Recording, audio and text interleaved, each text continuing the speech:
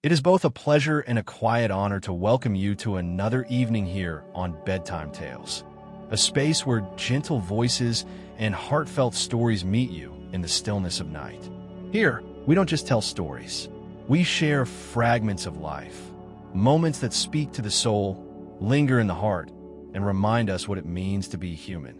Tonight, we bring you a story that is both tender and deeply resonant. A story not of fantasy or fairy tales, but of dignity, family, and the quiet courage of those the world has chosen to forget. On a freezing New Year's Eve, beneath the fireworks that lit the sky over downtown Chicago, two strangers, an aging schoolteacher and a weary fruit seller, sat in silence on a park bench. They had no home, no family waiting, only the echo of memories and the sting of abandonment. Their children, once the center of their world, had turned their backs. But on that very night, something unexpected happened. From pain and silence came companionship. From loss came the beginning of something new. What does it mean to be seen again? To belong, even without blood ties? This is not just a story for the elderly. It is a mirror, one that asks each of us. Have we looked closely at the people who once held us, fed us, raised us, and are now quietly waiting to be remembered? As you listen, ask yourself, what would you do in their place? And who, in your life, deserves to hear your voice again before it's too late? If this story moves you, please share your thoughts in the comments. Let us know what it stirred in you. And if you'd like to hear more stories like this one, stay with us. The next tale may be the one your heart has been waiting for. Now, with the warm and reflective voice of Thomas, we invite you to settle in. This is Bedtime Tales, and this story is family by choice. The snow had started to fall early that morning. From the 7th floor window of the apartment in Queens, Howard Evans watched the flakes drift silently over the city below. Cars crawled along slick roads, bundled up pedestrians moved briskly past slush-covered sidewalks, and a delivery guy cursed at his van's frozen door. Everything down there was moving, alive, urgent. But up here, in this tastefully furnished apartment with polished gray floors and minimalist Scandinavian furniture, the world was still. Howard sat in a faded green armchair by the window, his hands resting gently on his knees. He wore a brown cardigan with thinning elbows and old wool socks that had lost their elasticity. In his lap sat a paperback book, a volume of Keats' poetry he had once taught to countless high school students. But he hadn't turned a page in over an hour. He was alone. Technically, that wasn't true. His son Alex and daughter-in-law Emily lived here. But since moving in over a year ago, after the hospital bills for his heart surgery had drained his savings, Howard had never felt more like a ghost. He floated through the apartment, careful not to touch too much, say too much, or be seen too much. The walls were too white, the surfaces too clean, the silence too loud. This morning, Emily had left early for work at the marketing firm downtown. Alex, as usual, was buried in his laptop, headphones on, attending some video meeting in the other room. Howard hadn't even bothered saying good morning. The last time he did, Alex had just nodded without looking up. Howard shifted in his chair. His knees ached. The radiator groaned slightly. On the glass, the reflection of an old man stared back at him. Gray, hunched, eyes dull like wet stones. He reached for the drawer of the small side table next to him. Beneath a pile of napkins and a pair of reading glasses was a folded piece of paper, yellowed and creased at the corners. His fingers trembled slightly as he opened it. It was a letter. The handwriting was soft and looping. Feminine. Familiar. Lan. Even after all these years, her name still lingered in his chest like a forgotten song. Howard, if you're reading this, I'm probably not around anymore. I hope you're taking care of yourself. I hope Alex still smiles like he used to. Remember when he made that card for my birthday with spaghetti glued to it?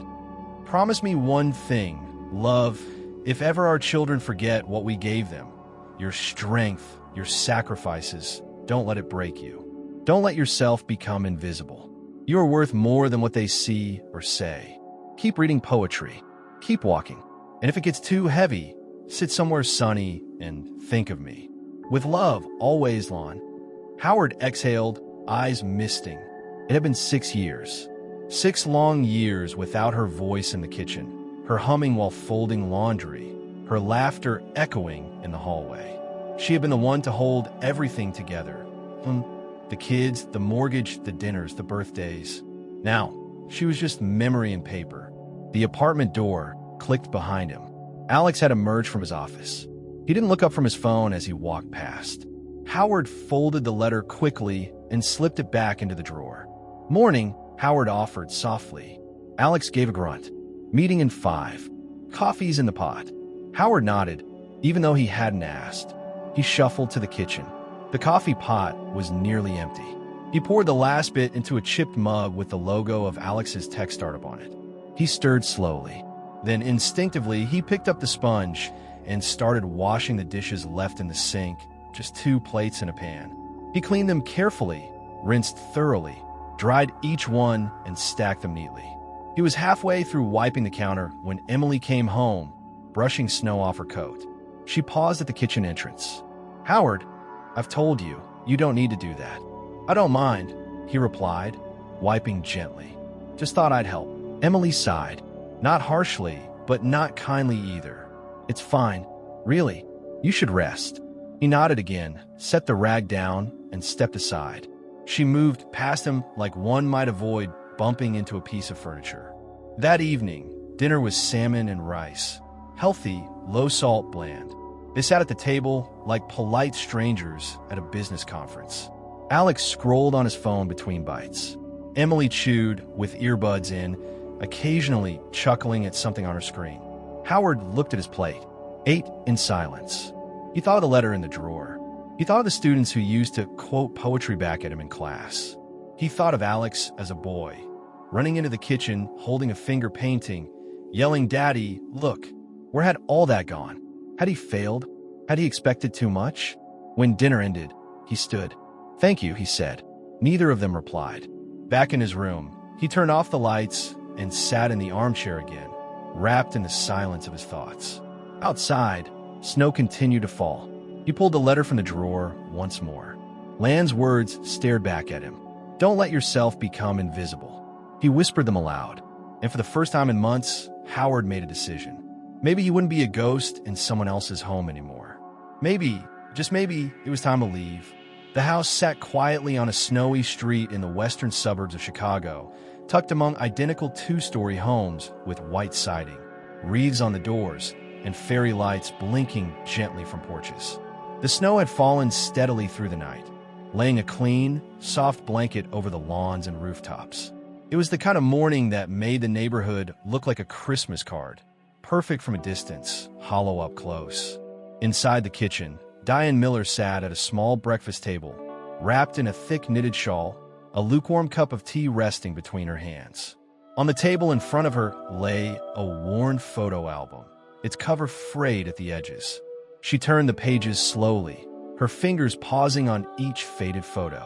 There was one of Sophie, her daughter, at age 6, grinning in a frilly pink dress with pigtails and holding a tiny beagle puppy. Another photo showed Diane's late husband, Tom Miller, smiling in his work overalls beside their old pickup truck, his arm thrown proudly around a much younger Diane. She stared at their faces for a long time. In them was warmth, laughter, memory.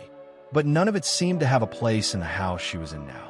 3 months ago, after her retirement home raised its fees beyond what her small pension could afford, Sophie had called with urgency and concern. "Mom, come live with us. You shouldn't be alone. You'll be better here."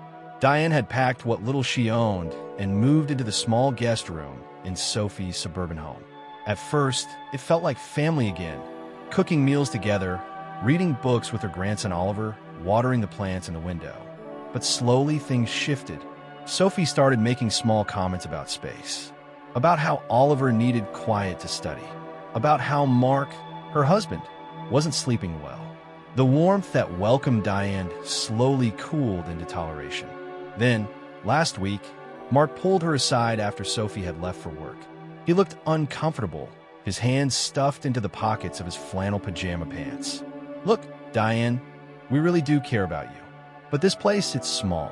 And, well, maybe it's time to explore other arrangements." Other arrangements. Such a gentle phrase for such a sharp idea. Diane had nodded. She didn't argue, didn't cry, just offered him the same tired smile she gave strangers at the grocery store. That morning, Sophie sat her down in the living room. She looked apologetic but firm.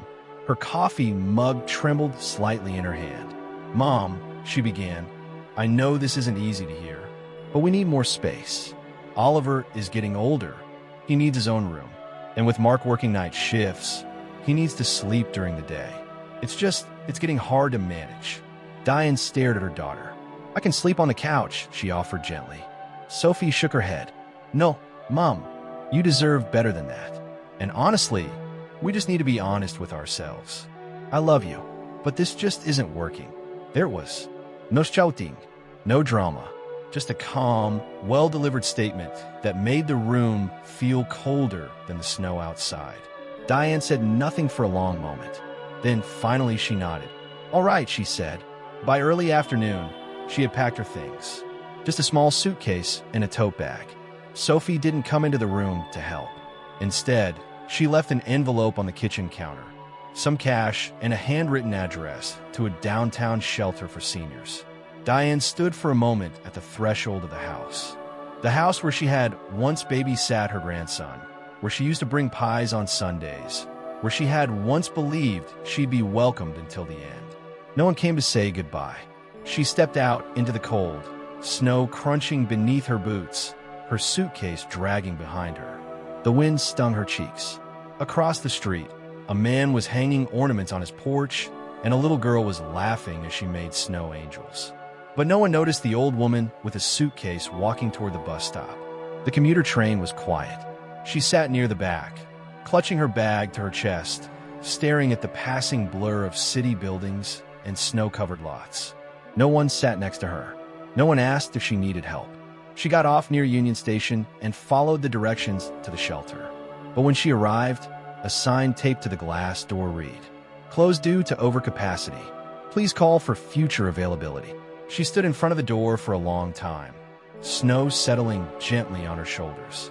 Then, slowly, she turned and walked away. She didn't know where she was going.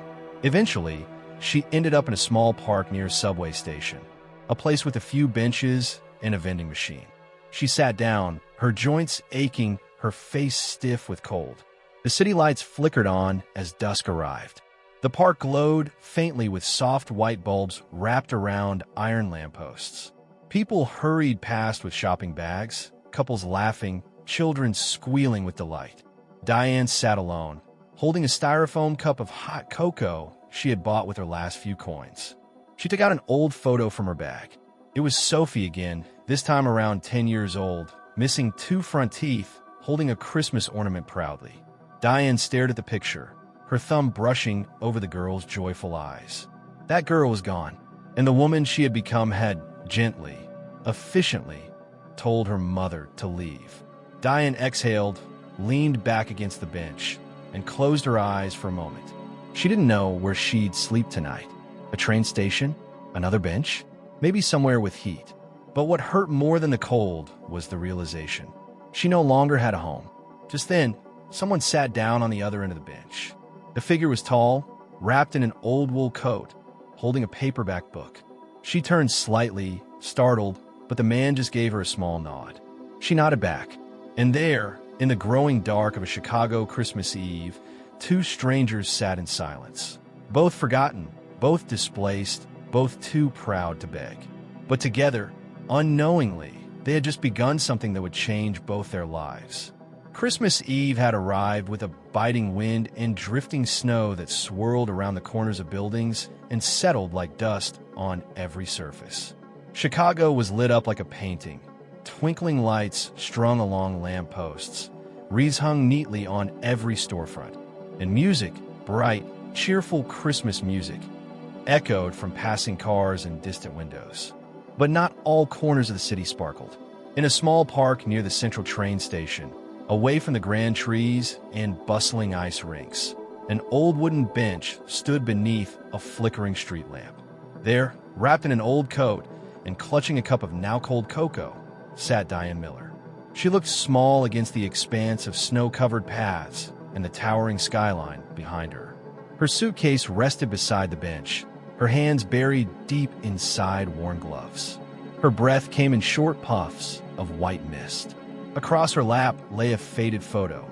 Her daughter, Sophie, at age 10, beaming with a gap-toothed smile, holding a Christmas ornament she'd made in school. Diane stared at the photo. That little girl used to cling to her legs in grocery store lines, whispering secrets in her ear. Now, that little girl had become a grown woman who had gently told her to leave, explaining that the house was too small and Oliver needs space.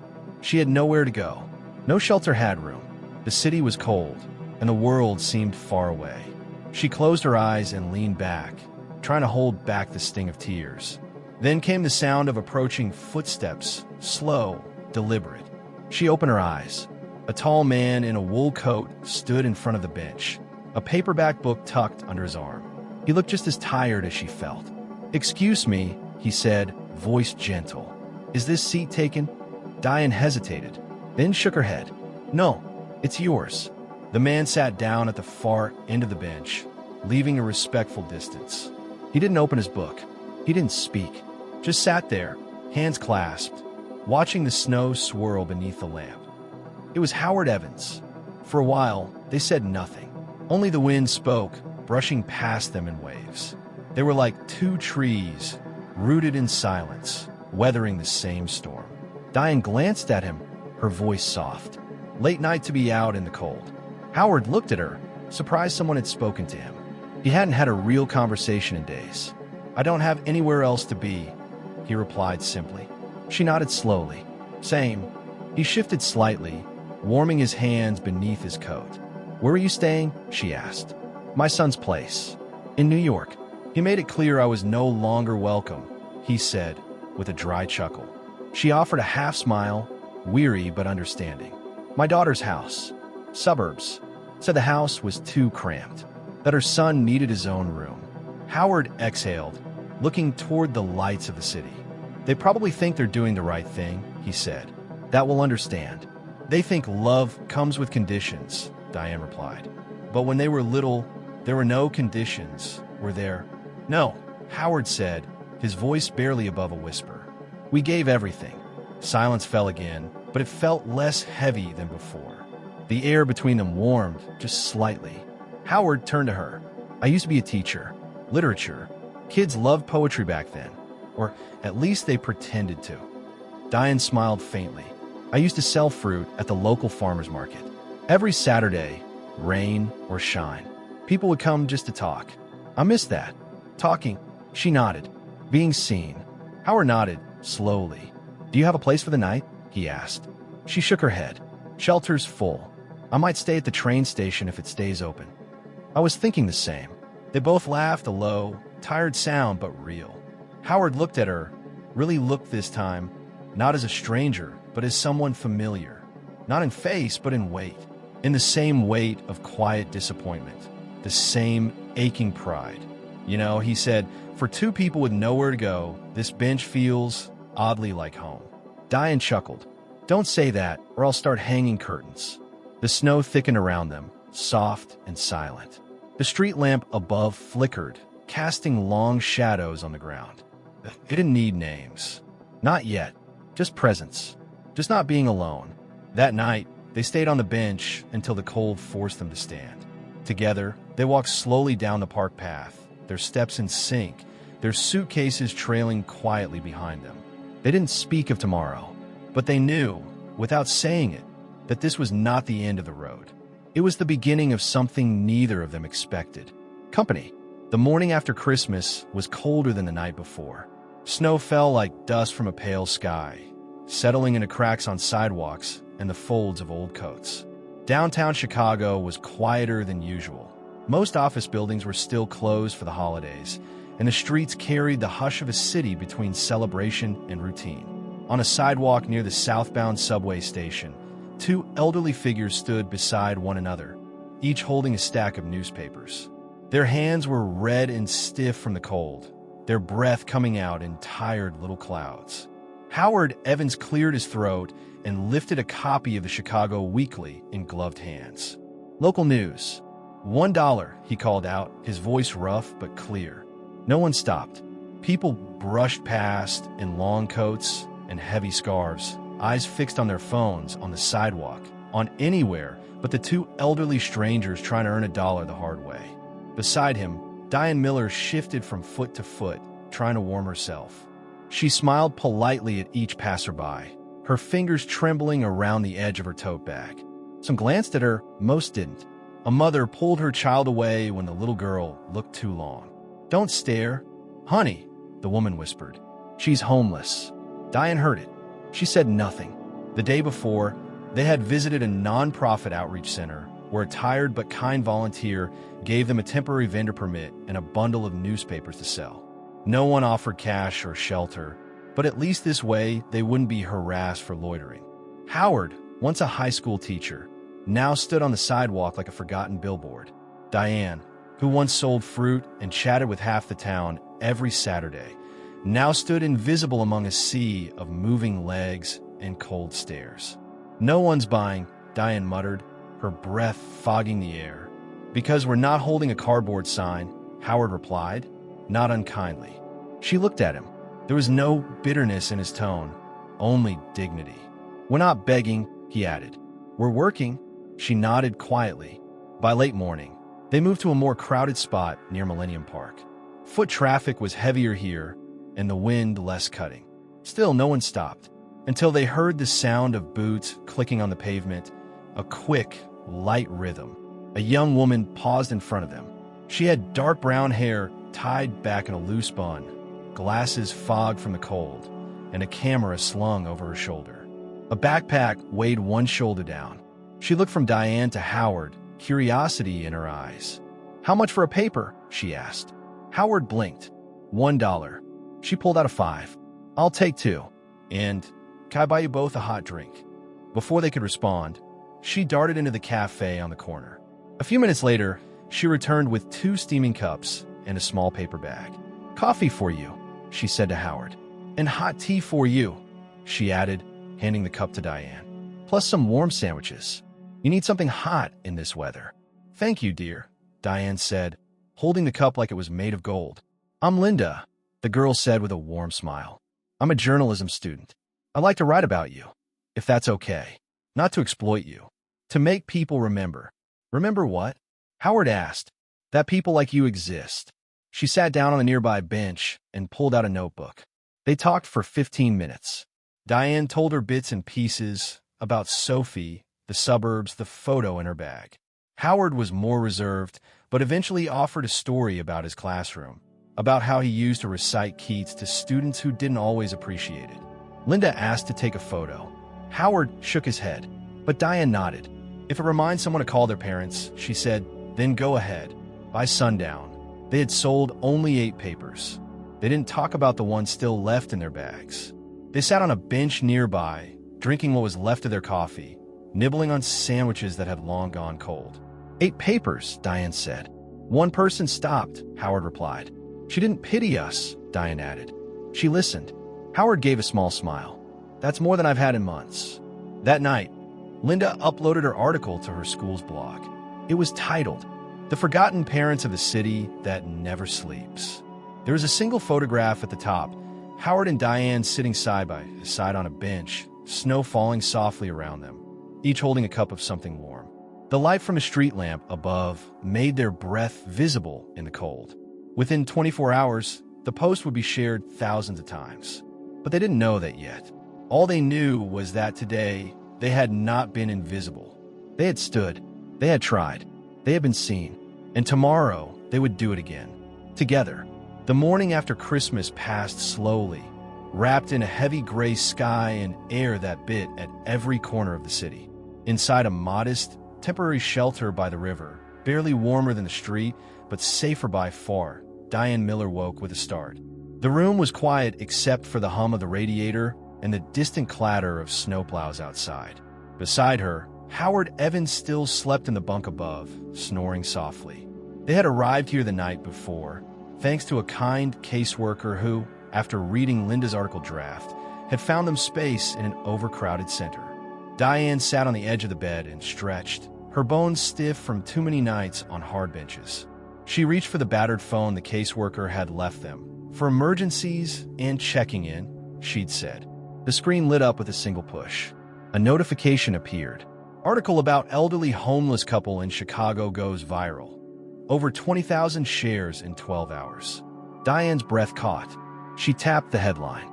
The photo of her and Howard filled the screen, sitting side by side on a snowy bench, steam curling from coffee cups in their hands. Beneath it, hundreds of comments, likes, and shares poured in. Just called my mom. Thank you for the reminder, Linda. No one deserves to be forgotten. No one. Reading this made me ashamed of how I treat my dad. Diane pressed a hand to her mouth. A tear slipped down her cheek without her noticing. Across the city, in a cozy coffee shop near the Loop, Sophie, her daughter, scrolled idly through her news feed during her morning break. When the article appeared, she nearly dropped her latte. Her mother's name, Diane Miller, was there in bold letters. She tapped the link and started. She saw the photo of her mother, older, thinner, more tired than she remembered. But the eyes, those were still her mother's eyes. Soft, enduring, familiar. She read Linda's words about a woman who had been a fruit vendor for decades, who raised her child alone after her husband died, who once told a young journalist, "We gave everything. They just forgot." Sophie read every line, and then she cried, openly, in the middle of the cafe, with strangers staring. Meanwhile, in a Manhattan office tower, Alex Evans, Howard's son, was in the middle of a Zoom meeting when a message from a coworker popped up. "Hey, is this your dad?" Attached was the same photo from the article. Alex clicked. There was his father, sitting quietly in the cold, hair white and wind-tossed, face solemn but not broken. Beside him sat a woman he didn't recognize. He read the story slowly and remembered the night his father left, quietly, without a word of protest. The nights before that, when Howard washed the dishes in silence, or tried to talk at dinner only to be met with distracted nods. The night Emily said, "Maybe it's time to look into a facility," and Alex just nodded. He remembered his father's expression, not angry, just tired. The article exploded online. Major news outlets picked it up. Morning talk shows invited Linda for interviews. Her inbox filled with messages, some from nonprofits, others from families looking for their own missing parents. But most touching were the private messages from people who had seen the story and reached out to someone they hadn't spoken to in years. Among those messages were two that mattered most. From Sophie. She called the temporary shelter, her voice shaking as she left a message. This is Diane Miller's daughter. I read the article. I need to see my mom. Please tell her that. Please." Her words trembled with guilt, not rehearsed apology. Just the simple ache of too late realization. That evening, Diane sat near the small heater, scrolling through the comments on Linda's post. Howard sat beside her, sipping tea from a paper cup, saying nothing. She might have read it, Diane said quietly, not looking up. Sophie, she might have seen it. Howard nodded slowly. If she cared enough to look, then yes. She saw it. And your son? A pause. I don't know, he said. But I didn't write that article. I just sat on a bench. Linda's the one who saw us. He looked toward the tiny window where snow had begun to fall again. And now, the world sees us too. They sat in silence, two figures surrounded by dim light and the steady hum of winter. Neither of them spoke of forgiveness. Neither of them pretended that one article could undo the years. But tonight, they were not invisible. They had names. And someone, somewhere, was whispering those names again. The old shelter phone buzzed 3 times that morning. Each time, Diane flinched. The first was a number from the western suburbs of Chicago. The second came with a soft, trembling voice. Hello, is this where Diane Miller is staying? I hope this is the right place. The third call, she knew that voice immediately. This is Sophie, the woman said, her words cracking. Your daughter. I read the article. I didn't know you were gone. I didn't know it had gotten this far. Please, if you hear this, I just want to see you. One time. Just one. Diane stood motionless for a long time, the phone still pressed against her ear long after the call had ended. Her fingers trembled, not from cold, but from the sudden weight of memory. Howard Evans stood nearby, watching without intruding. She finally spoke, her voice quiet. A year ago, if she called, I would have run to her, she said, eyes fixed on an old photograph propped on a shelf. Howard nodded gently. And now? I don't know, Diane said. I'm glad she remembered. But a part of me doesn't want to go back to being the invisible presence in my own daughter's home. Across the country in New York, Alex Evans sat in his parked car, gripping his phone. The article still echoed in his head. Not just the words, but the image of his father on that bench. The way he sat, the quiet dignity, the silence between them that had now turned into a national conversation. Alex hadn't called yet. Instead, he typed out a message to the contact number listed in the article, the emergency shelter's phone. This is Howard Evans' son. I know he probably doesn't want to talk to me, but if he's willing to hear my voice just once, I want to say I'm sorry. That afternoon, Howard read the message. He held the phone in his hands for a long time before passing it silently to Diane. Will you call him? She asked. Howard didn't answer right away.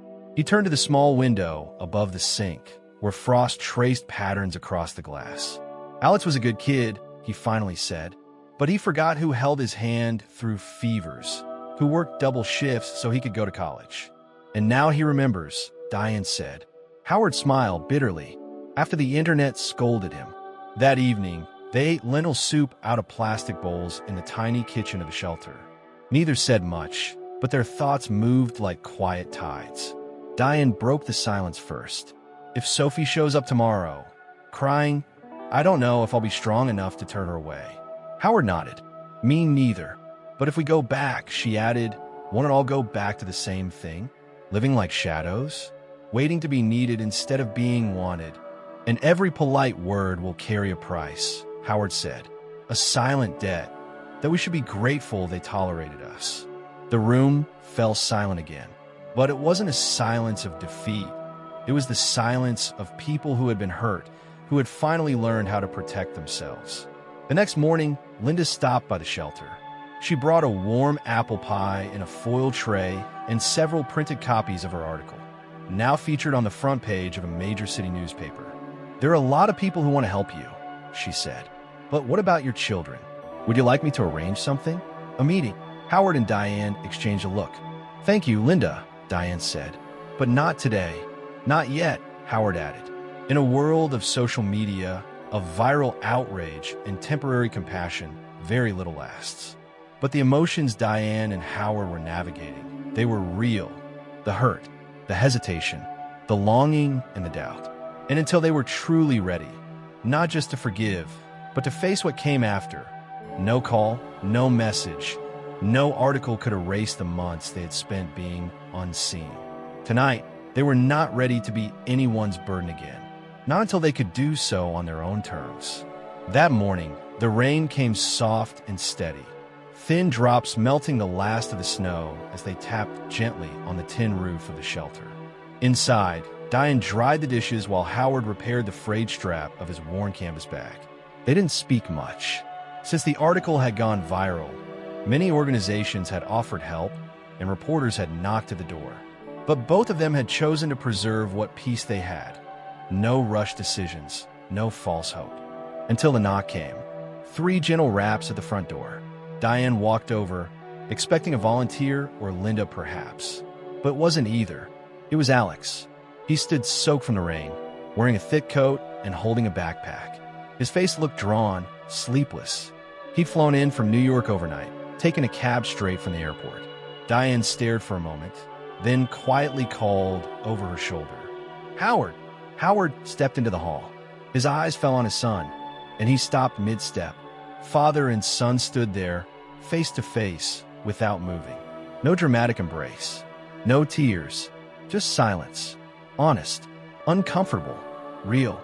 I read the article. Alex said, his voice hoarse. And I saw you in it. I didn't know where you were. I didn't know how far things had gone. Howard gave a slight nod. He didn't look away, but neither did he move closer. If you're here to apologize, he said quietly, don't start there. Start by listening.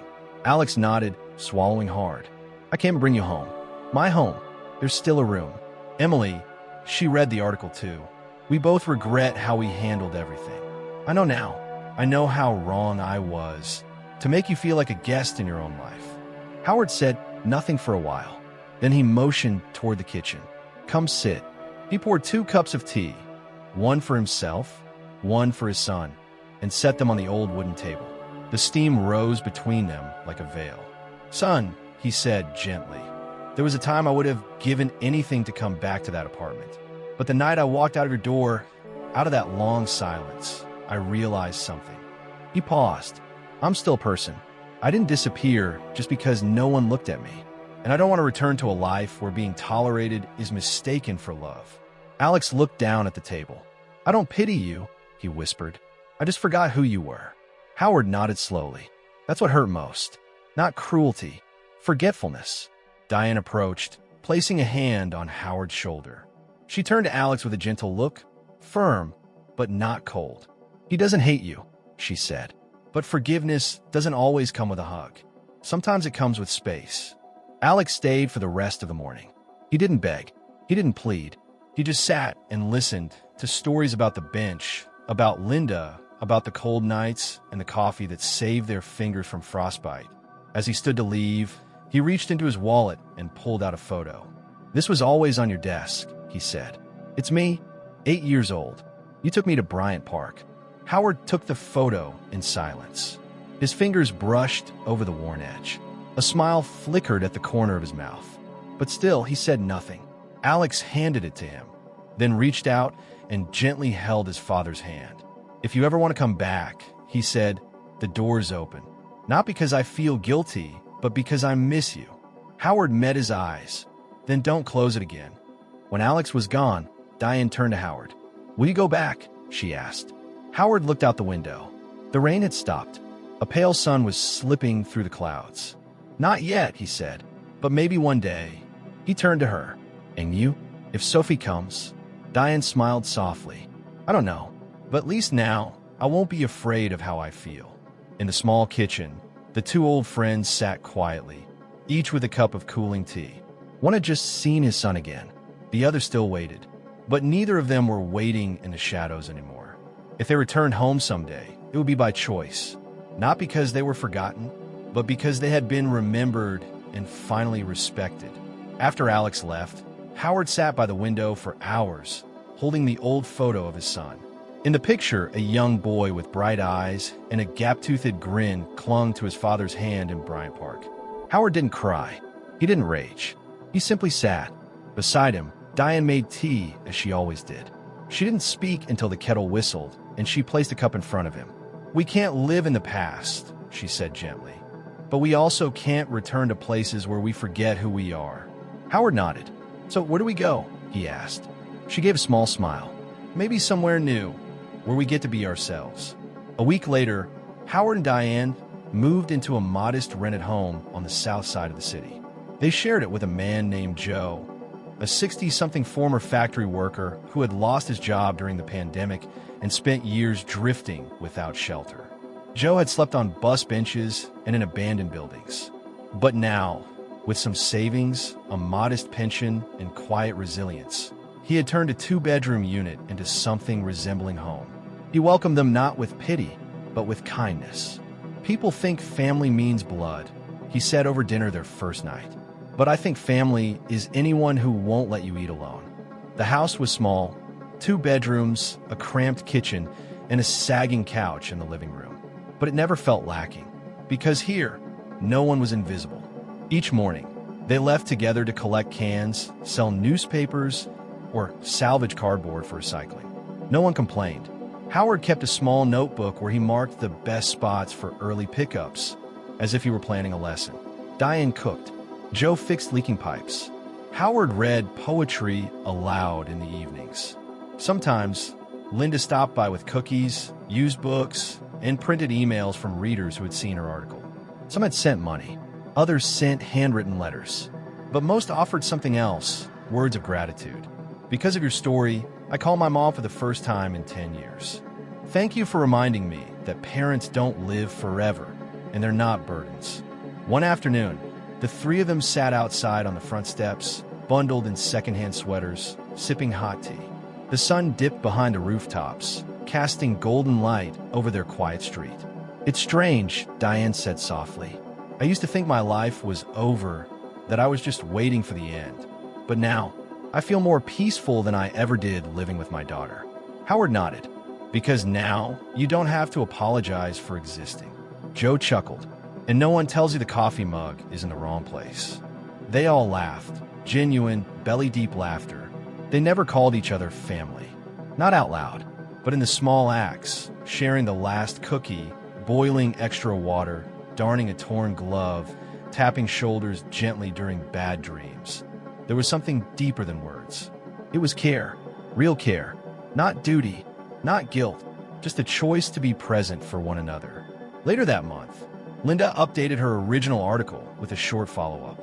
She titled it, "Family Isn't Always Blood. Sometimes it's the people who stay." That morning, the sky over Chicago hung still. No rain, no sun, just a soft gray that settled like dust across the quiet streets of the South Side. Inside a small rental home, the smell of cinnamon pancakes drifted through the air. Diane was at the stove, flipping batter carefully. Joe sat in the corner repairing a worn jacket. Howard read aloud from a poetry book as the kettle hissed behind him. It was an ordinary morning, until someone knocked on the gate. 2 soft knocks. Diane paused. Her hand froze mid-motion. The pancake browned too long on one side. Howard stood and walked to the door. Outside, behind the low wooden gate, stood a woman in her 40s, her dark coat damp from the mist, her hair pulled neatly back, her face uncertain. "Sophie," Howard said softly. Then he turned and looked toward Diane. Diane stepped outside, not in haste, not trembling, just as a woman who had lived through many winters, now facing the daughter who once asked her to leave. They stood there, mother and daughter, looking at each other. No collapse into arms, just a silence that held everything unspoken. Finally, Sophie said, "You look different. In the article, you didn't look like this." Diane gave a small smile. "I haven't changed. You just never looked closely." Sophie lowered her gaze. "I am sorry." "What exactly are you sorry for?" Diane asked, gently but clearly. Sophie swallowed. "For thinking of you as a burden. For letting you walk out in silence. For only realizing your worth after the rest of the world saw it first." Joe and Howard slipped quietly back inside, leaving the 2 women on the porch, under the dim light and the weight of everything unsaid. Diane nodded slowly. "Thank you for coming," she said. "I know that wasn't easy. I wanted to ask if you come back with me. Oliver misses you." Diane raised an eyebrow. "Oliver used to say he couldn't sleep because there was an old person in the house." Sophie bit her lip. "I was wrong. You were young," Diane replied. "And the young rarely understand what time will one day teach them." They sat down together on the old wooden bench just outside the porch. The quiet between them softened. No longer heavy, just honest. "I thought you'd be angry," Sophie said. "I was," Diane nodded. "But anger doesn't last. Sadness stays longer. Will you forgive me?" Diane didn't answer right away. "I will," she said eventually. "But forgiveness doesn't mean things go back to the way they were. I'm no longer the quiet shadow in someone else's kitchen.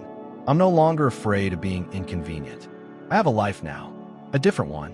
Sophie nodded, tears sliding down her cheeks. "I understand. I just hope maybe someday I could be part of it, not to fix the past, but to start again." A few minutes later, Howard stepped out with 2 cups of tea, one for Diane, one for Sophie. "We usually drink tea around this time," he said. Sophie nodded and took the cup, her hands warming slowly around it. The 3 of them sat together in the late morning chill, watching a few final autumn leaves drift past the old fence. There was no perfect ending, no dramatic, no music swelling in the background. Just 3 people sharing tea. 3 people facing a new chapter. Not the same as before, but something real. And sometimes that's enough. That morning, the cold was gentle. A breeze whispered through the cracked window panes, but no one flinched. In a little home with a humming roof and faded curtains, life moved at its own quiet rhythm. The kettle whistled softly, an old jazz song played low on the radio, and there was laughter from the kitchen. Howard was stacking newspapers in neat piles. Diane sliced fruit for breakfast. Joe struggled to fix the bathroom light switch again. And Sophie, for the first time in years, stood at the sink washing dishes, her hands awkward, but her presence honest. "I forgot how fast the sponge soaks up water," she chuckled. Diane smiled. "That's because you never really washed dishes before." They laughed together. For the first time, not as mother and daughter defined by roles and resentment, but simply as two women sharing space, finding each other again. Linda arrived around noon. She bought 2 boxes of sandwiches, a bag of used books, and a camera slung over her shoulder. "I'm not filming," she said quickly. "I just want to take one last photo. Not for the internet. Just for you." "4 of us," Sophie added shyly. Linda nodded, grinning. That afternoon, the 4 of them went to the park down the street, a small neighborhood corner with a single stone bench under a fading maple tree. The last leaves, orange and thin, clung to its branches like soft whispers. Howard and Joe played chess. Diane and Sophie sat nearby, knitting. Sophie fumbled, unraveling her work over and over, but Diane didn't scold, only smiled and guided her hands. "You know," Diane said, "knitting isn't about making something perfect. It's about the patience to go stitch by stitch, row by row, day by day." Sophie looked up, like forgiveness. Diane didn't answer. She only reached out and gently squeezed her daughter's hand. That evening, they shared dinner on the front porch. A simple meal, vegetable soup, toasted bread, and hot ginger tea. No phones bust. No one checked the time. Every story was listened to. Every gaze returned. As the sun dipped below the rooftops, Linda lifted her camera. "Just one," she said. "No posing. No instructions. Just a moment. For people, for cups of tea, a wooden table, the golden light spilling from inside the house, and faces that no longer looked lost." Later, as Sophie prepared to leave, she didn't ask Diane to come back with her. She didn't plead. She understood now. Not all those who stay are stuck, and not all those who leave are lost. "Mom," she said before getting in her car, "if one day you ever want to come home, you don't need a reason. Just knock." Diane nodded. "I know, but if I don't live kindly, not to repay anything, just because you've grown."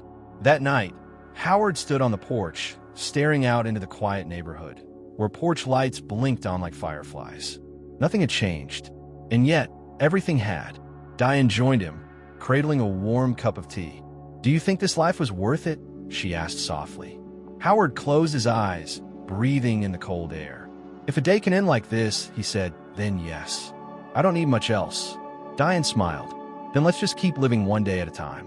No promises. No waiting." Howard nodded. "As long as we're here. Not every family is perfect. Some are chosen. Some are built stitch by stitch, through laughter, through listening, through staying. And sometimes, a day like this is all we need to feel whole." Final reflection, a story not just for the elderly. We've told you the story of Diane, Howard, Joe, and Sophie.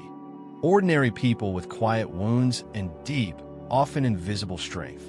None of them were perfect. None of them deserved to be forgotten. They didn't ask for pity. They didn't need luxury.